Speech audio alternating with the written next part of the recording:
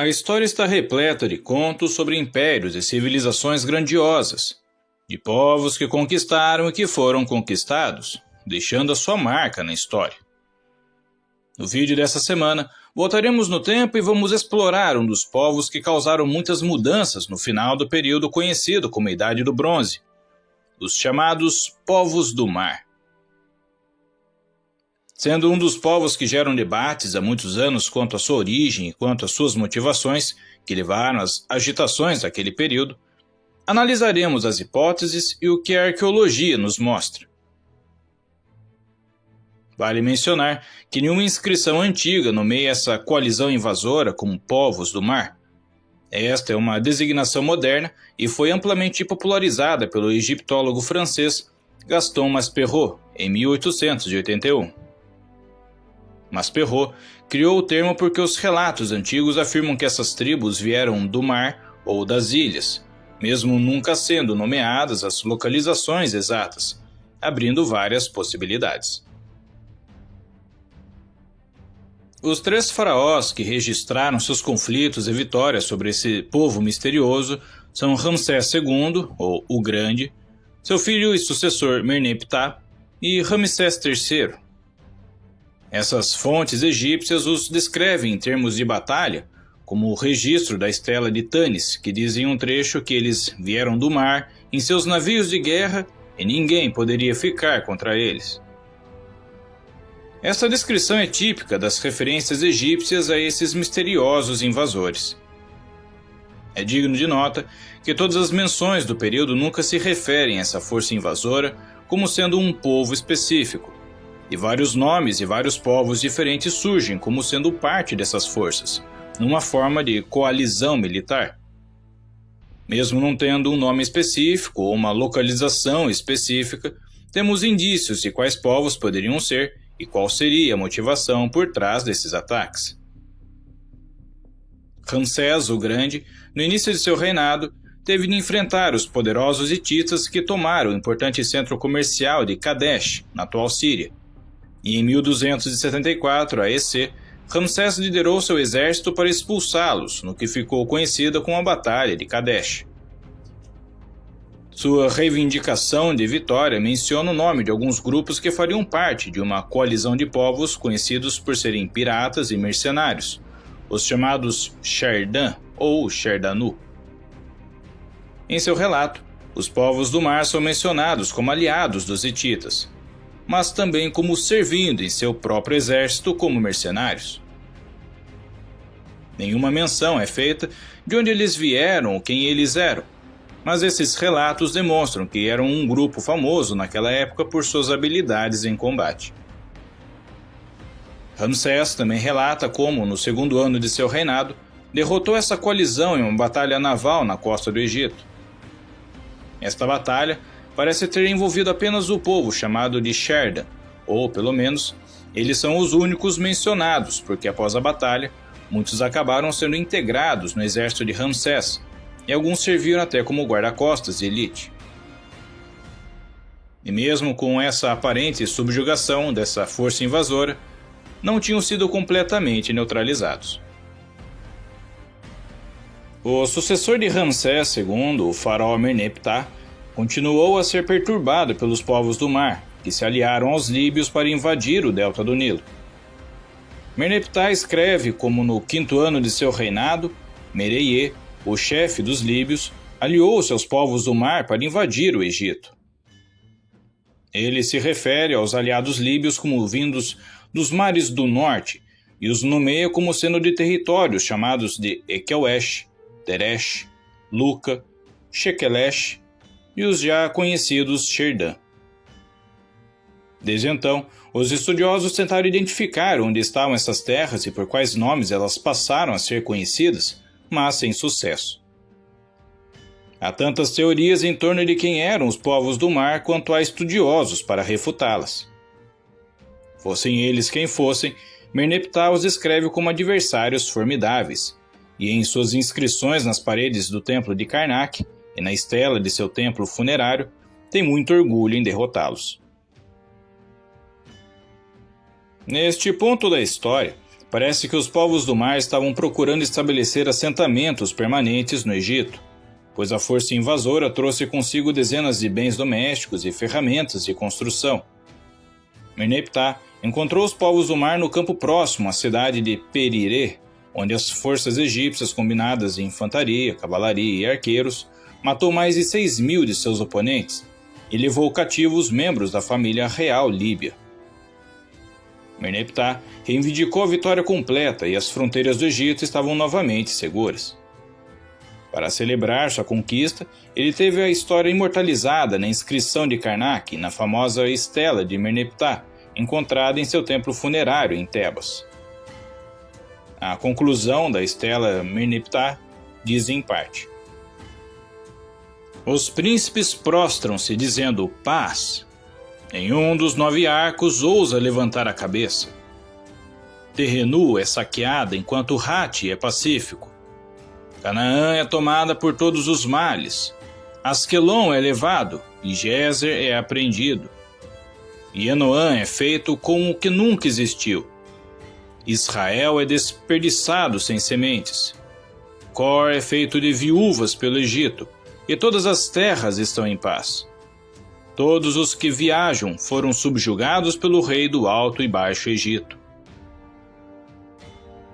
Os 9 arcos mencionados é o termo habitual que os egípcios deram aos seus inimigos e Terrenu é o nome da Líbia.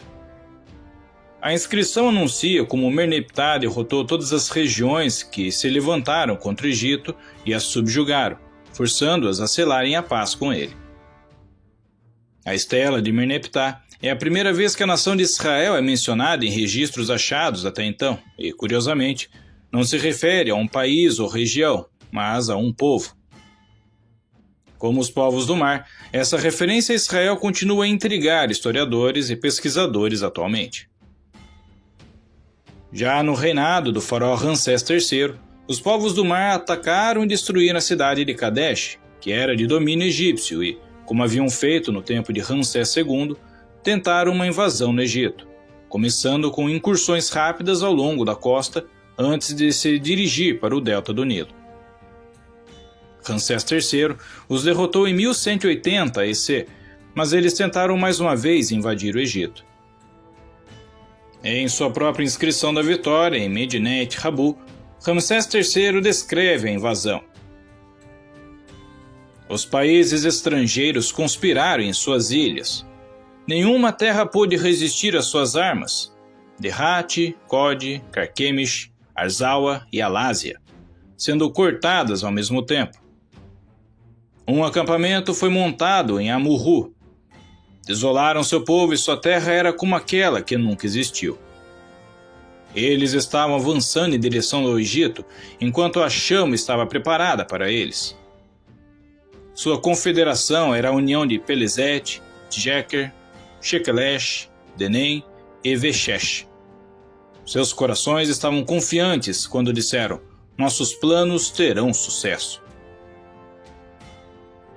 Os países mencionados nesta confederação dos povos do mar podem ser das regiões da Palestina, aqui chamada de Pelezete, ou da Síria, chamada aqui de Tjeker, mas isso é incerto.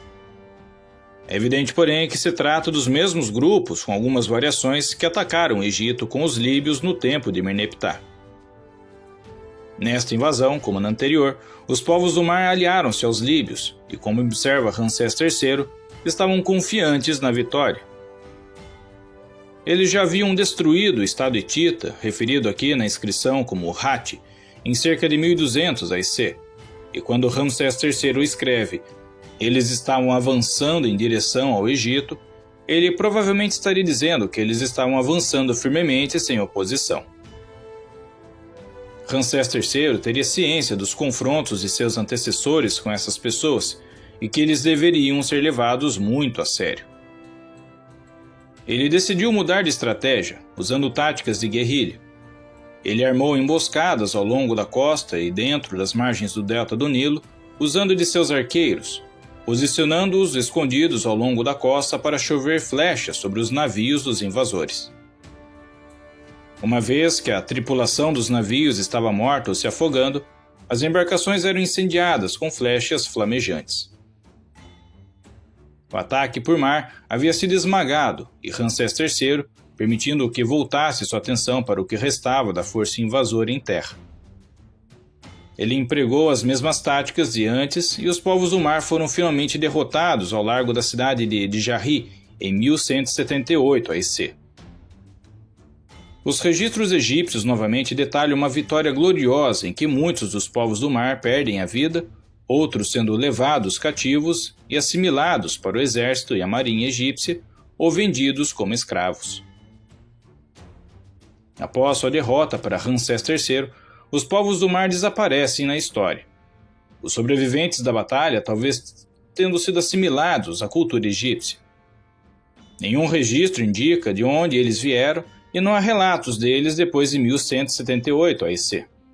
Mas, por quase 100 anos, eles foram os invasores marítimos mais temidos da região do Mediterrâneo e um desafio constante ao poder e prosperidade do Egito. Outros povos também tiveram de lidar com esses invasores marítimos. E um exemplo disso são os textos encontrados em Ras Shamra e Ras Ibn Hani, os chamados textos ugaríticos, onde mostram que o último rei da cidade de Ugarit, na Idade do Bronze, chamado Hammurapi, que solicita ajuda do reino da Alásia, situada provavelmente na atual Chipre, onde diz: Eis que vieram os navios do inimigo, minhas cidades foram queimadas e fizeram coisas más no meu país. Assim o país está abandonado a si mesmo. Os 7 navios do inimigo que vieram aqui nos infligiram muitos danos.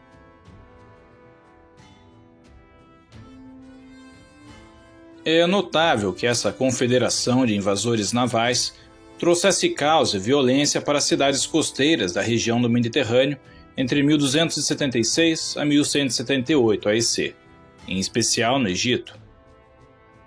Mas, de acordo com os textos referidos, registrados por esses faraós, eles foram responsáveis pelo fim de grandes centros no Levante, como o de Ugarit, e de reinos poderosos, como os hititas, um feito que nem o próprio Egito tinha conquistado. Nomes das tribos que compunham os povos do mar foram dados nesses registros egípcios, como os Sherden, os Shekelesh, Luca, Tursha e Akawasha. Sua origem e identidade foram sugeridas e debatidas como sendo etruscas, troianas, filisteias, micênicas e até minoicas. Mas como nenhum relato descoberto até agora lançou mais luz sobre a questão do que o que se sabe atualmente, tais alegações devem permanecer meras conjecturas. A hipótese de serem povos micênicos é debatida há anos, e que teriam aderido a uma forma de vida nômade após serem expulsos, no que alguns estudiosos chamam de invasão dórica, um evento que é muito debatido quanto ao fim do domínio micênico na Grécia continental.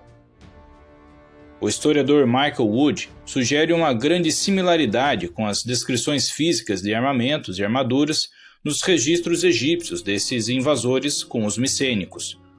Mas o Wood acredita que os micênicos tomaram parte de um vasto grupo multiétnico como uma forma de acharem novas terras para migrar.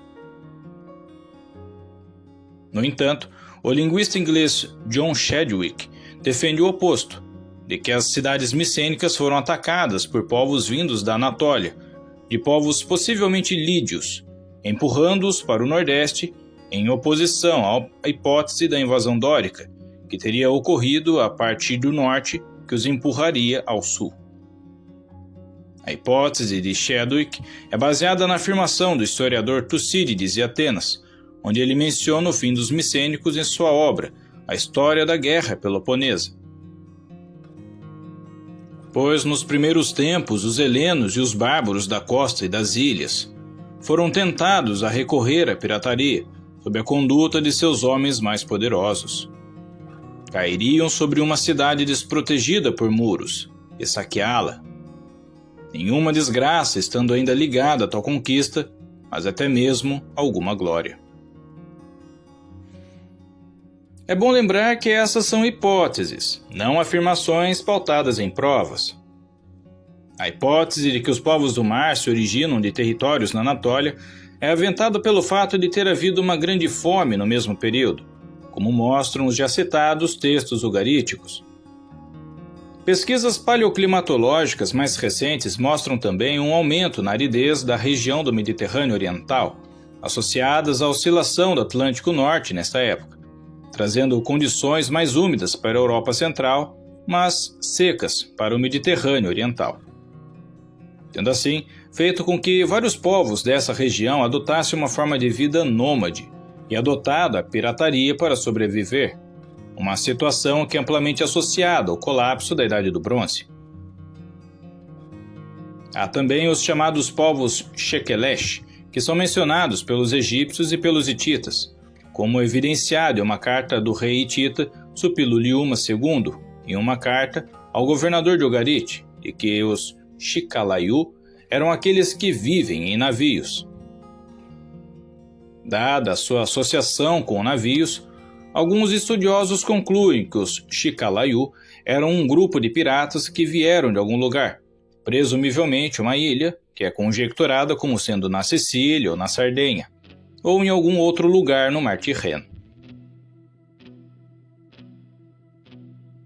Como observado acima, não há acordo sobre quem eram os povos do mar, embora as inscrições egípcias discutidas aqui forneçam quase tudo o que há para saber dessas pessoas, além de referências em cartas de outros reinos que tiveram contato com eles, como os hititas e até assírios.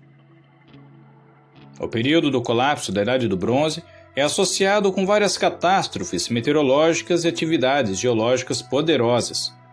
Mas o que é considerado o golpe de misericórdia nas civilizações que caíram nessa época é o próprio ser humano, incorporado nesses invasores misteriosos que assombraram o mundo antigo e que causam espanto até hoje. Pode ser que algum dia descubramos mais sobre esses povos, mas a identidade real dos povos do mar ainda permanece um mistério, o que sempre atrai a nossa atenção. Espero que tenham gostado dessa viagem no tempo e tenha lhe acrescentado algo de bom com esse vídeo. E se chegou até aqui, não esqueça de deixar um joinha no vídeo, de se inscrever e compartilhar com seus amigos. Isso apoiará o canal a crescer e a levar para mais pessoas o nosso conteúdo. Na descrição tem links para livros e cursos que talvez lhe interessem. E se gosta de ler, há uma biblioteca com alguns dos clássicos da literatura a preços bem acessíveis. Muito obrigado e até a próxima história!